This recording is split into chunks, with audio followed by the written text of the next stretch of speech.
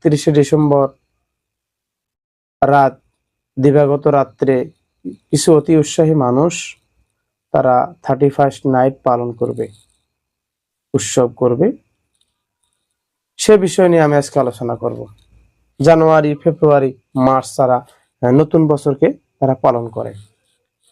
এই নতুন বছর আসলে এগুলো এসেছেন ইরানের অগ্নি পূজকরা, প্যাগ্রান থেকে এসেছে। প্যাগ্রানেরা যারা অগ্নি পূজার ছিলেন, আসলে মুসলমানদের জন্য, ইমানদারের জন্য মুমিন কখনো উন্মাদনার সাথে উৎসবের সহিত উলঙ্গভাবে বেহায়াপনা, বেলাল্লাপনা, অশ্লীলতা কখনো ছড়াইতে পারে না। একদিনে 31st নাইট করা উন্মাদনার সাথে, এই এই বিষয়গুলো খ্রিস্টান থেকে এসেছে। তাহলে আপনারা এই 31st নাইটকে না করুন,